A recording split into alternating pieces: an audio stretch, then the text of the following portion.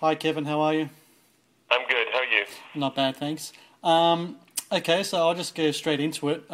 When you receive 80,000 submissions equaling to around 4,500 hours of footage, do you think to yourself, what the hell have I gotten myself into?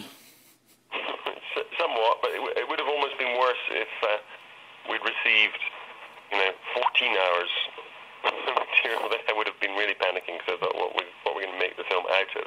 Yeah. So it was a kind of dual response. It's going to make it easier to make the film in some ways because we have more good material, but somewhere in there will be fascinating things. But just the logistical challenge of organising all that material is very difficult. We had to hire 24, 25 assistants to work with us to view all the material and log it and catalogue it before I started looking at the good stuff, because there's no way obviously one single person could look at all that. Yeah.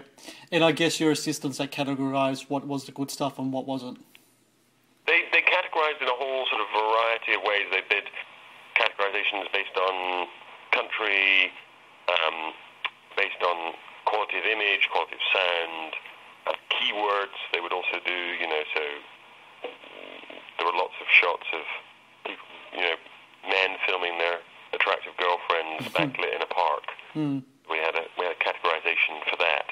Yep. My beautiful girlfriend. And we had a categorization for people on the beach and that sort of thing. And then most importantly, we had a categorization for their overall sense of the quality of the piece, the interest and quality of the piece. And that was a 5-star rating, 1 to 5, with 6 for so bad it's good.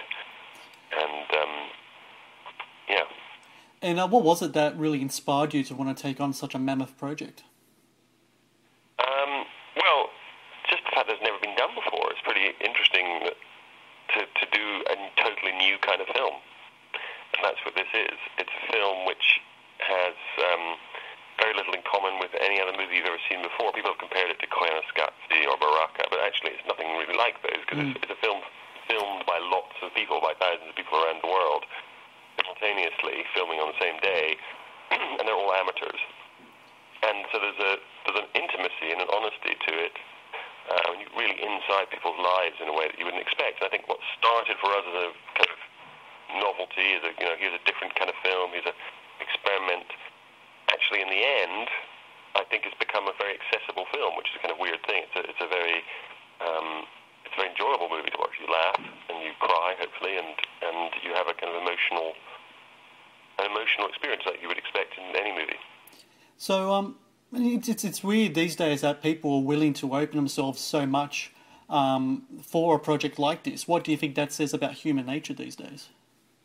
Well, I think it's the positive side of the internet and of social media. I think it's extraordinary that people will share their own lives, give so much of their time to a project where they don't make anything financially, where they just want to be part of something.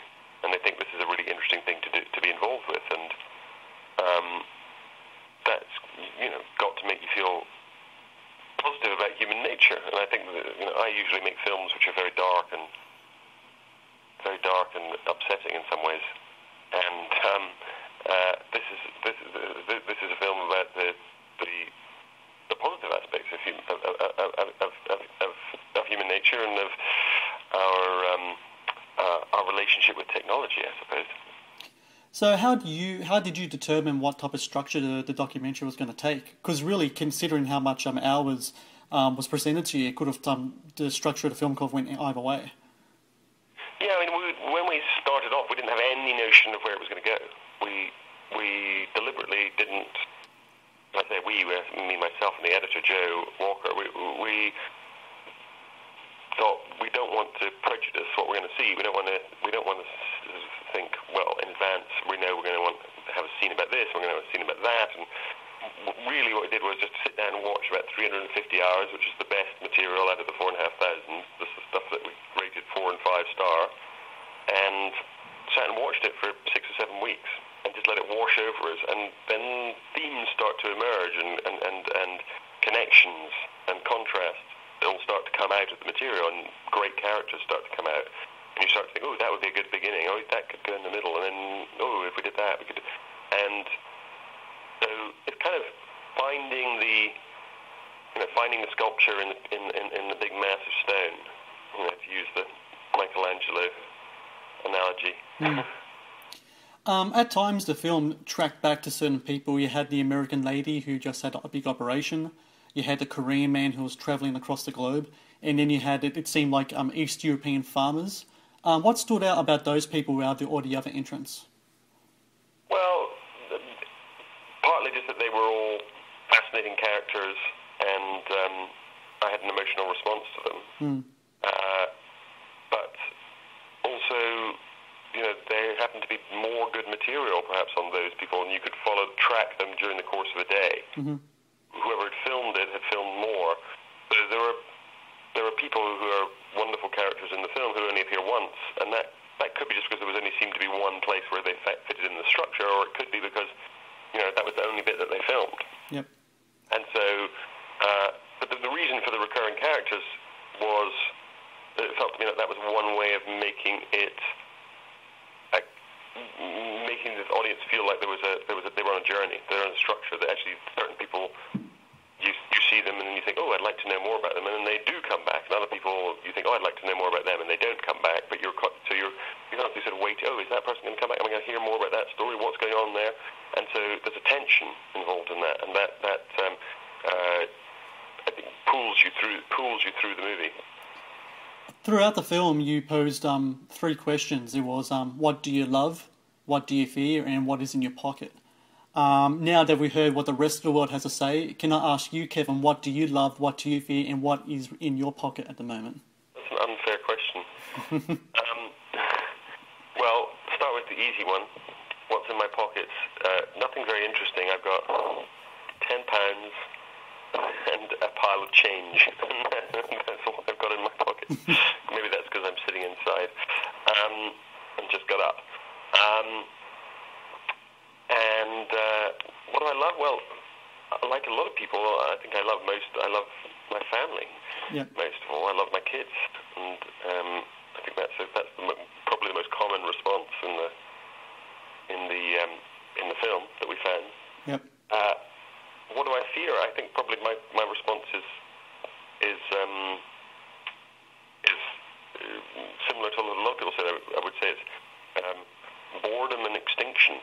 That's what most of us deep down fear boredom that leads to not existing anymore, dying, getting old. Those things are terrifying. That's the fundamental feelings that probably most of us have deep down, that we've got things that we fear, unless we've got something terrifying going on in the immediate vicinity around us. Fear of a bear, fear of a tiger. Yep.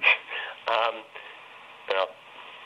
And to make things fair, I'll just have to say I love my family, I fear snakes, and I have nothing in my pocket because I'm sitting at my desk and I don't have anywhere to go. So, your work is now separated between feature films, as in fiction filmmaking, and your documentaries. What determines which type of filmmaking you're going to dedicate yourself to at any given moment? Well, I guess I like a balance. It's nice to be able to think, oh, I've done a feature film, let's go back to doing documentaries, or vice versa. And it's hard to find subjects that are worth making films about, or that one is interested enough in to go through what you need to go through to make a film. Yep. So, sometimes people come to me with ideas, sometimes I have an idea, but it's, that's the hard thing, that's the rare thing, finding a good subject. And so if you double up your chances if you do both fiction and documentary.